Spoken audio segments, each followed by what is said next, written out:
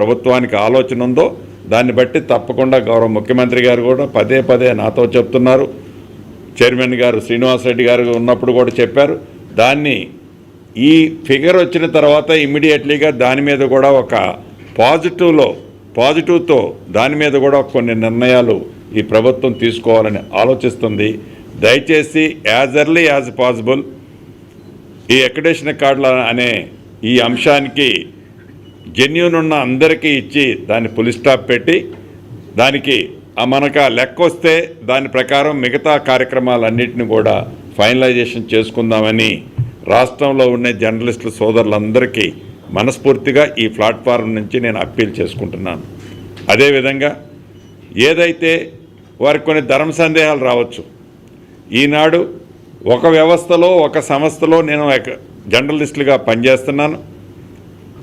Couple of months తర్వాతనో couple of days తర్వాతనో నేను ఆ పేపర్ నుంచో ఆ ఛానల్ నుంచో చేంజ్ అయిపోతే నా అక్రిడిటేషన్ కార్డు ఉంటుందా ఉండదా ఆ మేనేజ్మెంటు అని అన్నప్పుడు డెఫినెట్గా ఎవరికైతే ఈనాడు అక్రిడిటేషన్ కార్డు ఇష్యూ చేస్తున్నామో వారు ఏదైనా చేంజ్ అయింది ఉంటే వాళ్ళు ఇంటిమేట్ చేస్తే అది నిరంతరము జరిగే ప్రక్రియ. అక్కడ మళ్ళా రీప్లేస్మెంట్ చేసే దాంట్లో ఆ మీడియా వాళ్ళు ఉన్న ప్లాట్ఫామ్ని చేంజ్ అయినప్పుడు వారికి చేంజ్ చేసే దాంట్లో కూడా దానికి ఫుల్ స్టాప్ ఏమి ఉండదు.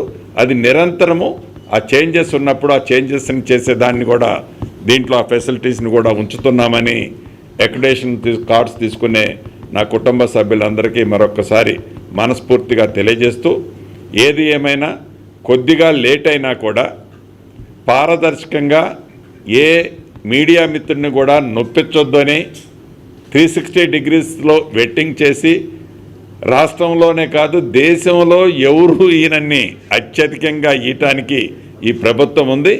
మిగిలిన కోరికలు ఏవైతే మా కుటుంబ సభ్యులందరికీ ఉన్నాయో వాటిని కూడా ఈ నెంబరింగ్ అయిన తర్వాత తప్పకుండా మరొకసారి మీతో కపుల్ ఆఫ్ అవర్స్ కూర్చొని దాన్ని కూడా ఒక కంక్లూజన్ చేయటం జరుగుద్దని కూడా రాష్ట్రంలో ఉండే నా కుటుంబ సభ్యులందరికీ మరొకసారి తెలుపుతూ మీ అందరికీ ఆల్ ది బెస్ట్ తెలుపుతూ సెలవు తీసుకుంటాం. ఒక విషయం మీ దృష్టికి తీసుకురావడం మర్చిపోయారు.